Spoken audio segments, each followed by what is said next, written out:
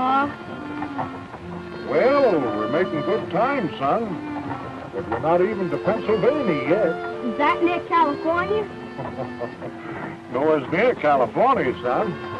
We've been traveling a long time. Yep. It'll be 6 months before we get way out there. Maybe longer. It says here, these new railroads will get you out there pretty quick when they get them built. Oh, them railroads. Those railroads. Yeah, that's what I said. Doggone railroads. What good are they?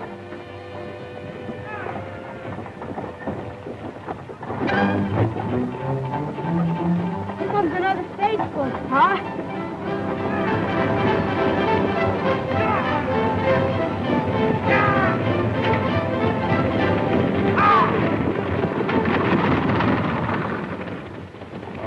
That's what I call traveling. There's nothing better than a good team of horses.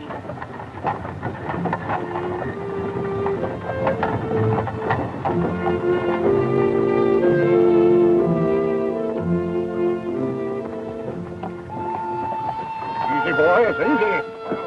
Ma, look! The railroad! Oh, doggone railroad. Oh, there. Easy. Steady. Oh.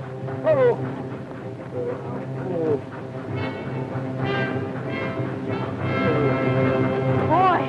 Oh, boy! Oh, there. Steady, boys. Easy. Oh. I'd like to ride in the railroad. What for? We gotta go just where those two little rails go. Suppose you want to go somewhere else. I wouldn't care, as long as it was a railroad. It says here they're building a new railroad in Pennsylvania, and the first part is going to open in September. 61 miles long. Where's the Ma? It says here, son, that it is going to connect at Harrisburg, the capital, with a state-owned line from Philadelphia. And then people can ride a railroad train all the way to Lewistown. So the expanding age of transportation began. America built railroads, and the railroads helped to build America.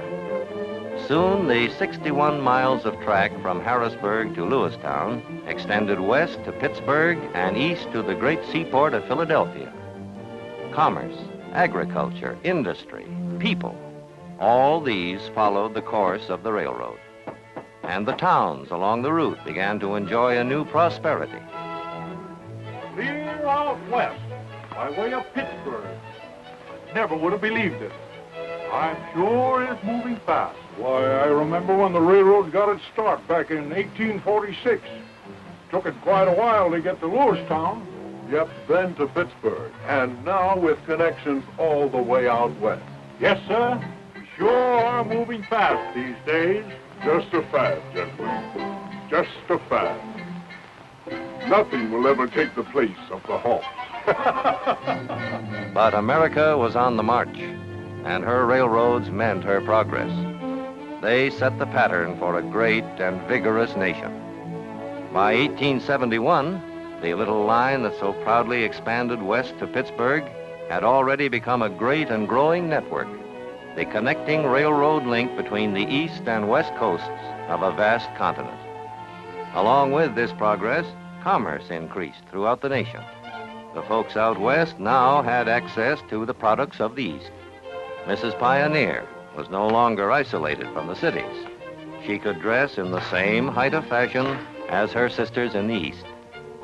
Oh, Ella, look. Aren't these lovely dresses?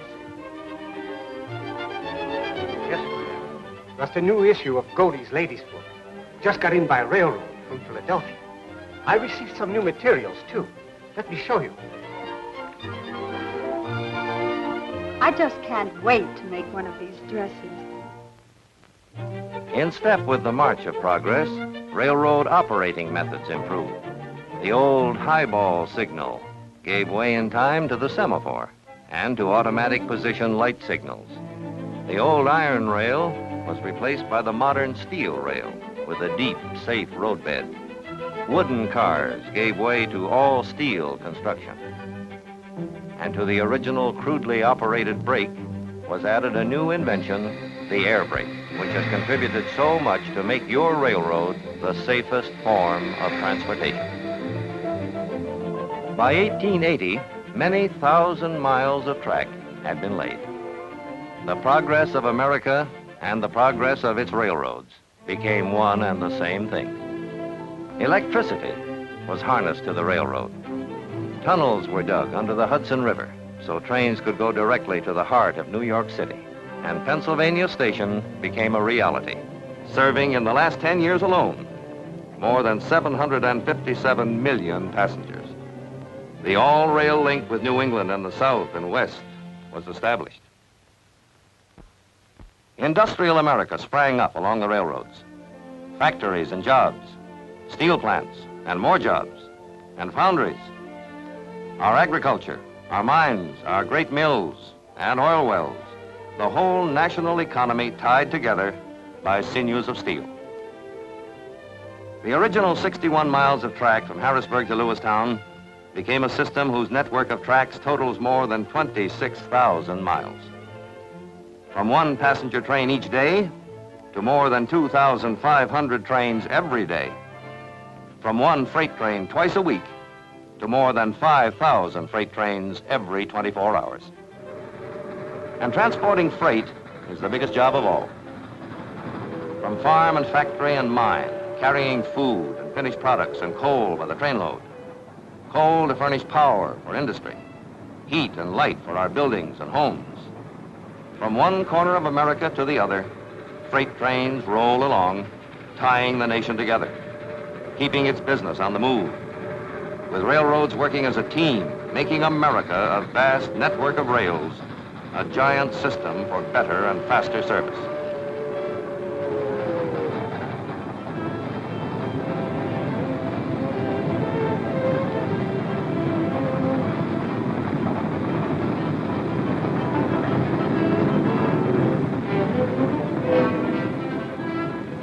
But moving cars over the rails is only one part of railroading.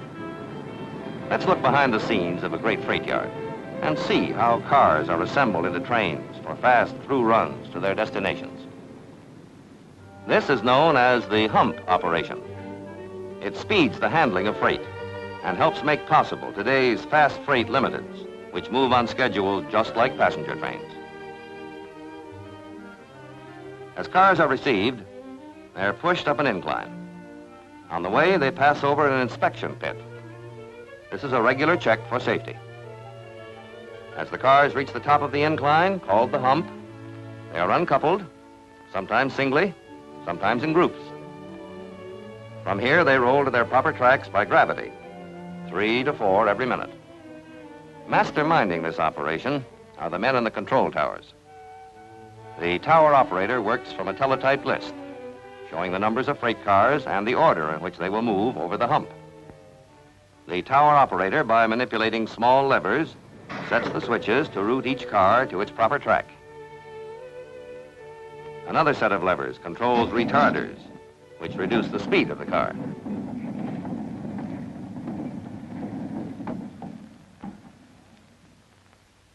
In this great freight yard, more than 40 tracks are available for quickly assembling all types of cars into freight trains which operate on fast, regular schedule for many destinations, serving industry, serving business, serving you.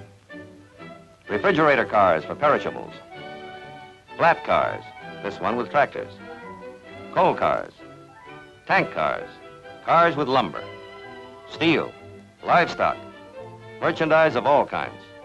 Yes, virtually everything you use in your daily life travels first as freight. Container cars with individual units for less than carload lots, so constructed that each container may be shifted from car to car according to its destination. Here's a freight train pulling out. Let's go with it as it starts its journey, for this is the way America moves its goods, more economically than by any other means of transportation. In the caboose, members of the crew serve as lookouts, watchful of their train. From the shelter on the engine tender, a brakeman watches from the head end. In the cabs of both freight and passenger locomotives, an added safety precaution.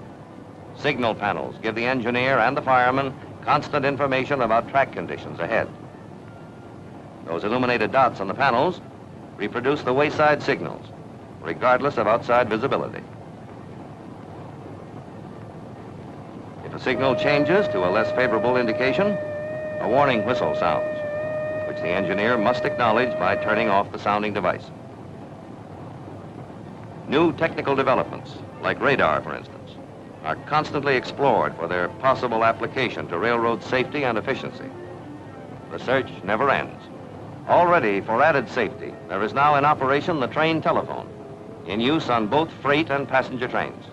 It is typical of the fruits of never-ending research. Engine Extra 6841 West, calling Mifflin Signal Tower. Engine Extra 6841 West, calling Mifflin Signal Tower. Over.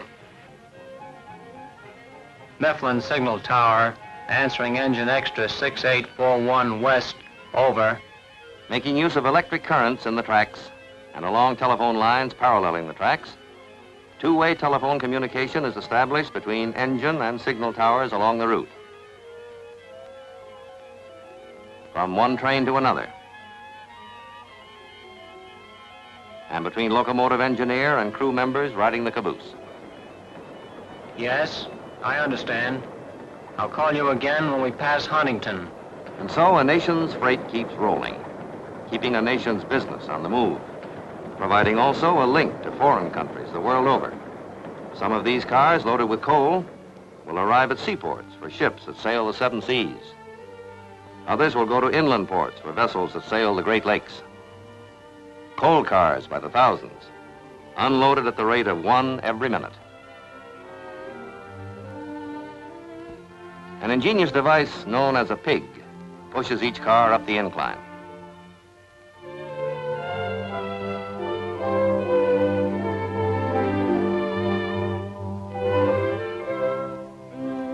The car is then raised to the dumper and quickly unloaded.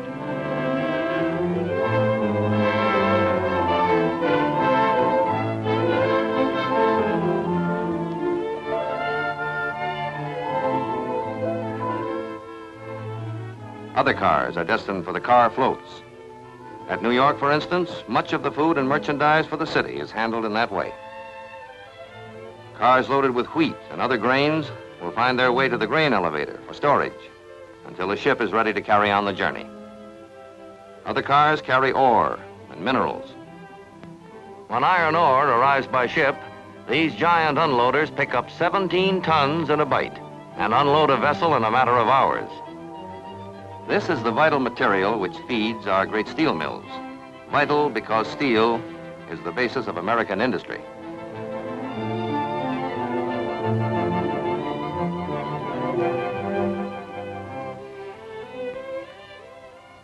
Still one other phase of this vast business of moving goods from one place to another is door-to-door delivery, which provides the last link in the chain of nationwide transportation service. But a railroad is not alone a thing of steel and cars and rails. There is something else, something that gives it warmth and life and vitality, something that makes it click. Railroad men and women. Yes, railroading is people constantly trained for their jobs to give friendly, efficient railroad service. Take Jim, for instance, an engineer on a cracked blue ribbon train. Jim's father was a railroad man, and Jim's boy wants to be a railroad man too. After his day with his family, Jim has a job to do. Let's go with him and see some of the 1,001 things that make a great railroad. Here is his locomotive, one of the biggest of a fleet of nearly 5,000 engines. It is brought out of the roundhouse, ready for its run. Its tender is filled with water and coal. And now it will be coupled to the train.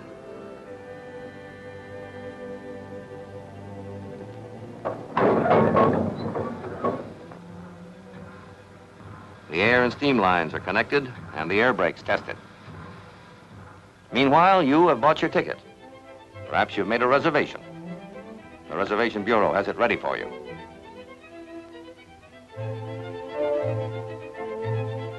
You may prefer the savings and economy of the air-conditioned reclining seat coach. Or perhaps you prefer the air-conditioned parlor car. Or a roomette, a bedroom, or master bedroom for an overnight journey.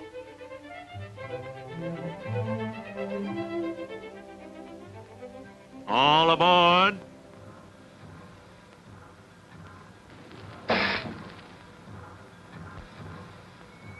Jim slowly opens the throttle, and you are on your way.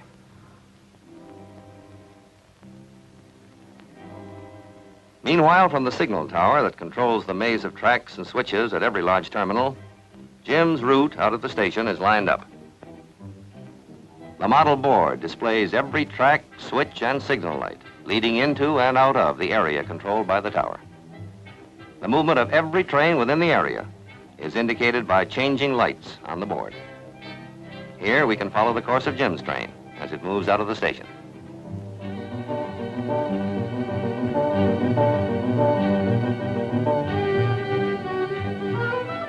Signal towers along the route control the movement of every train. Meanwhile, meals are served in the dining car by men and women who, like all railroad employees, are constantly schooled in courtesy and efficiency. And passengers relax in comfort as the teamwork of a great organization makes their journey safe and sure through scenes of natural beauty.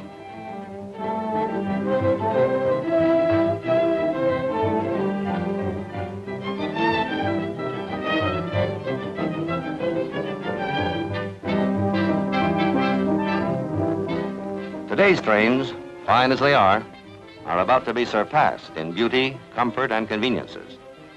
New cars and new trains, more individual rooms for the privacy of yourself and your family, beautiful coaches, finer lounge cars, all these are now being built to make tomorrow's railroad travel not only the safest, but the most luxurious the world has ever known. Progress, new services, improvements, and safety are the tools of the railroad team. Jim is part of that team, and the most modern automatic electric signaling system in the world guides him safely on. Jim knows the organization behind his job, which includes an army of maintenance men who keep the roadway in shape. Track walkers are constantly making their rounds of inspection. Then there is the train dispatcher's office, which directs the movement of all trains and keeps a record of their progress. Jim knows, too, that every signal tower along the way will be notified of his progress, and that each tower will report his time of passing to the train dispatcher. He knows that every point in the system may be kept in touch with at all times. Messages of every kind are constantly sent and received by teletype. Telephone exchanges permit instant communication to all points of the system. This exchange, just one of many, is big enough for a city of 15,000. Electricity, too, plays an important part in railroading. In areas of great traffic density, electrification speeds operations. This is the power director's room, where electrified trackage and the necessary lines are shown on a giant chart. Hot lines are indicated by lights. In another room, the load dispatcher makes sure that the supply lines from the powerhouses to the railroad are functioning properly. A battery of instruments records the load on every line. This tremendous power is at the fingertips of the engineer of the electric locomotive. Still another important part of railroading is the building and maintenance of equipment. You do things big when you build for the railroads. Giant castings made in one piece become the frames for modern locomotives. Driving wheels in an endless procession, accurately balanced, tested, and double-checked. Skilled craftsmen hammer and rivet to create these towering boilers. Other men build and repair all types of freight and passenger cars. New construction and maintenance on a broad basis. Welding flues for boilers, melting iron for castings, preparing molds, checking, grinding, heating, quenching. These are just a few of the many big jobs which go on behind the scenes, with automatic lathes and precision machines helping to keep up the pace. A small forging is needed, a bigger piece, or a bracket on a freight car. a mighty chunk, the driving rod for a locomotive. And all this activity follows a well-thought-out pattern to keep countless projects going and progressing all the time in order to turn out the stuff that keeps the railroads rolling. When finally a newly designed locomotive has received its last coat of paint, it is ready for a run in the locomotive test plant, the only one of its kind in America, where every engine becomes a colossal guinea pig, and where it is put through tests which simulate every condition encountered on the road. Ready for a test run under its own power, slowly at first while the experts watch every move.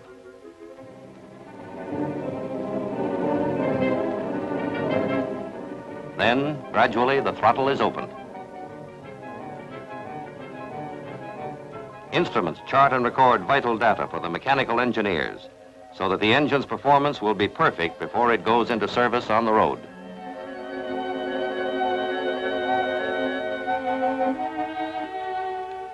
But let's go back to Jim.